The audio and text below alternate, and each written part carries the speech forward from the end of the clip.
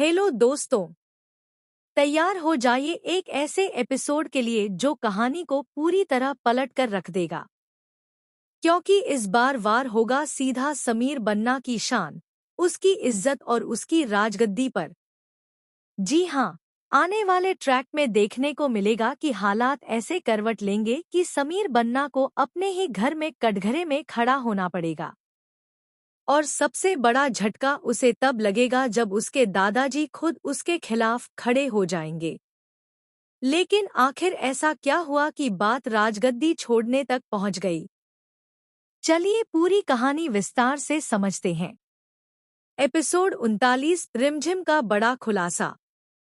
Episode की शुरुआत होती है एक चौंकाने वाले सीन से।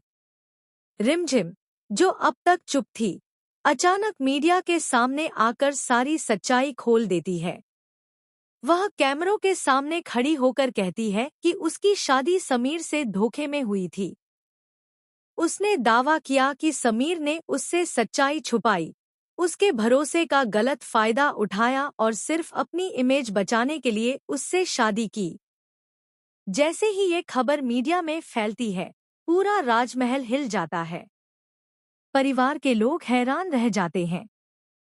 समाज में चर्चा शुरू हो जाती है और समीर की छवि पर सीधा दाग लग जाता है। रिमझिम यहीं नहीं रुकती। वह साफ शब्दों में कहती है कि अब वह चुप नहीं बैठेगी। उसने जो अपमान सहा है, उसका जवाब जरूर देगी। यहाँ से कहानी लेती है एक नया मोड़। दादाजी का गुस्सा, राजगद्दी पर संकट। मीडिया की खबरों के बाद महल में तूफान आ जाता है। दादाजी, जो अब तक समीर का समर्थन करते आए थे, इस बार बेहद नाराज दिखाई देते हैं। वो समीर को सबके सामने बुलाते हैं और सख्त लहजे में कहते हैं, राजा सिर्फ ताज पहनने से नहीं बनता, राजा बनने के लिए चरित्र चाहिए।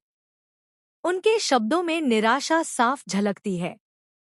दादाजी कहते हैं कि जिस इंसान की वजह से राजघराने की इज्जत दांव पर लग जाए, वह राजगद्दी पर बैठने के लायक नहीं है। और फिर आता है वो पल जब दादाजी समीर से राजगद्दी छोड़ने को कह देते हैं। पूरा परिवार सन्न रह जाता है। रहस्यमयी फोन कॉल, नया मोड़। जब माहौल पहले से ही तनावपूर्ण होता है, उसी समय समीर के फोन पर एक कॉल आता है। वह कॉल किसी बड़े बिजनेस प्रोजेक्ट से जुड़ा होता है। समीर कुछ देर सोचता है और अचानक फैसला लेता है। वह कहता है कि वह इस नए प्रोजेक्ट के लिए राजगद्दी छोड़ने को तैयार है। अब सवाल उठता है, क्या सच में यह फैसला